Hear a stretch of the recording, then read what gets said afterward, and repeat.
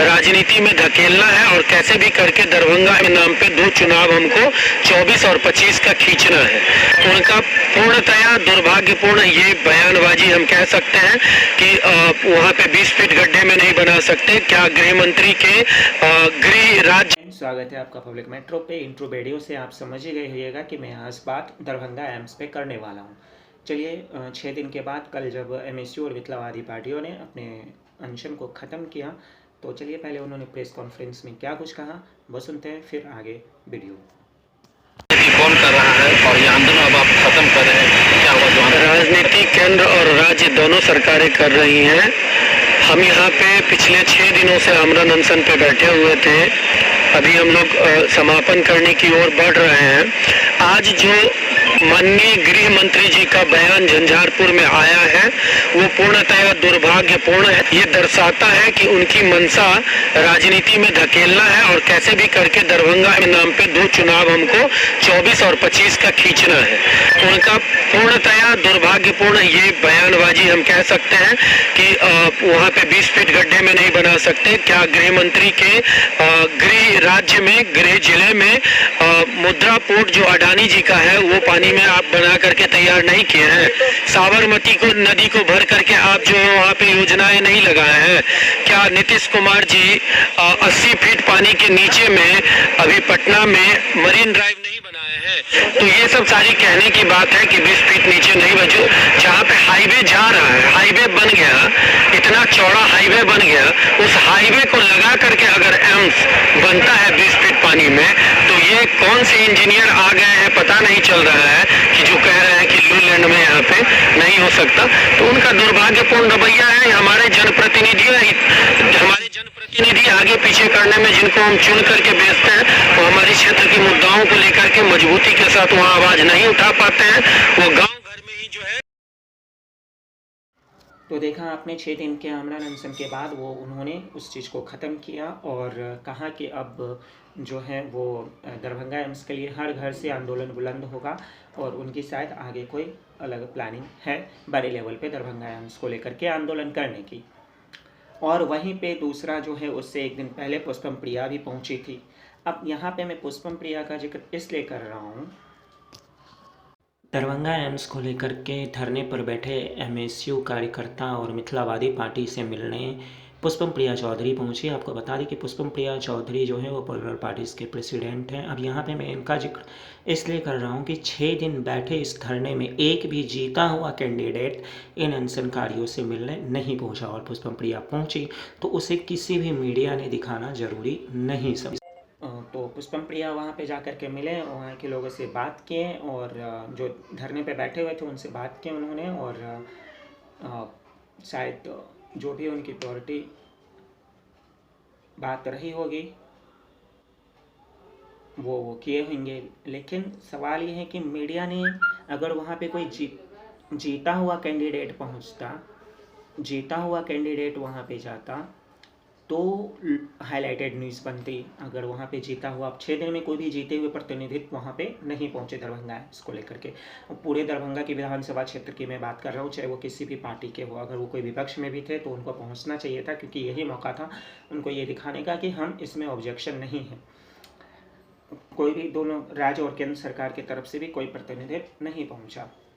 पुष्पम प्रिया गई, लेकिन उस तरीके से हेडलाइन नहीं बनी। क्या धार्मिक मुद्दा और हेट स्पीच इतना ज़्यादा हो गया है कि अगर कोई हेल्थ से रिलेटेड कोई नेता जा रही है या जा रहा है कि कहीं हॉस्पिटल होना चाहिए नहीं होना चाहिए वहाँ पे बात लेने के लिए, तो उससे ज़्यादा चिंता एक शिक्षा मंत्री के बेतुका बयान को लेकर के, किसी फालतू चीज़ों को लेकर के हो रहा है। क्या ये मुद्दा नहीं था कि हाँ, दरभंगा एम्स के लिए जो कुछ बच्चे धरने पे बैठे हुए थे, चाहे वो मिथिलावादी एमएसयू, उनसे मिलने पुष्पम प्रिया चौधरी पहुँची। उसको कम से कम स्टेट लेवल के चैनल को तो दिखाना चाहिए था उस तरीके से, थोड़ा हाईलाइटेड करके। लेकिन जितने इंटरेस्टेड वो लोग वहाँ की रैली पे थे उतने इंटरेस्टेड इस तरह, और जितने इंटरेस्टेड धार्मिक मुद्दों पे होते हैं, हेट स्पीच वाले को बढ़ावा दे देते हैं, उतने इंटरेस्टेड थे नहीं। पुष्पम प्रिया को मैं कोई पार्टी कार्यकर्ता नहीं हूँ, पुष्पम प्रिया की जो है मैं कोई पार्टी प्रवक्ता भी नहीं हूँ। कोई भी अगर कोई अच्छा काम करता है तो उसकी तारीफ़ इससे पहले मेरे भी मन में आता था कि क्या है, मास्क लगा के आ जाते, लेकिन कल का काम उनका वाकई तारीफ़ रहा। और दूसरा, दरभंगा एम्स हम सब का एक अहम मुद्दा है, पूरे मिथिलांचल का एक अहम मुद्दा है, होना चाहिए, क्योंकि उसमें तो 10,000 प्रत्यक्ष रूप से रोजगार हैं।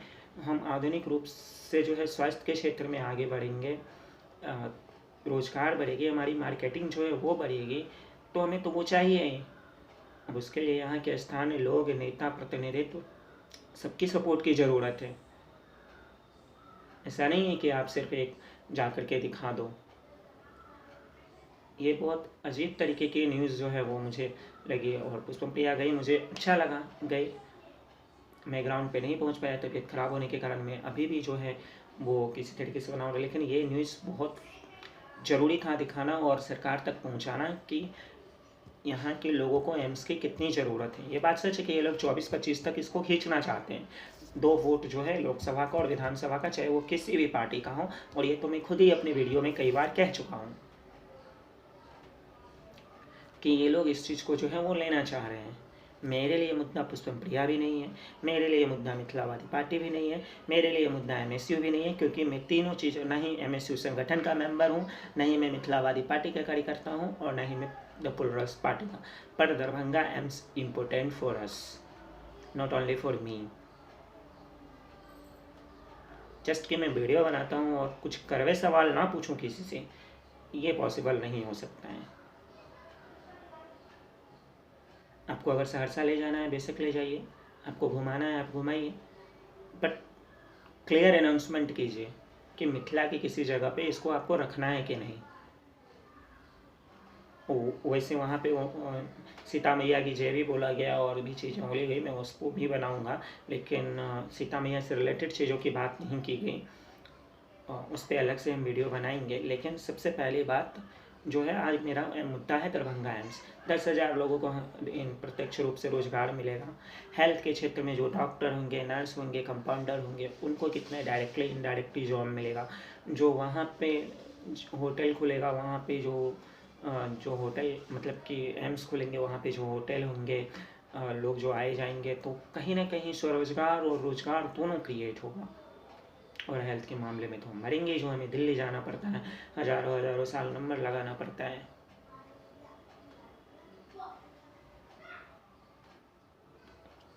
आपकी जगह हज़ारों साल क्या गया, हज़ारों नंबर लगाना पड़ता है। हज़ारों नंबर के बाद फ्लो में वो निकल गया कि हज़ारों नंबर लगाने के बाद तो उसमें कोई उम्मीद नहीं होती लोगों को कि नंबर आएगा भी कि नहीं 2 महीना बाद भी। यहाँ रहेगा कम से कम हमें ये तो रहेगा कि नहीं जो है डायरेक्ट हो पाएगा, हम 2 घंटा बाद ही तो दिखाएंगे।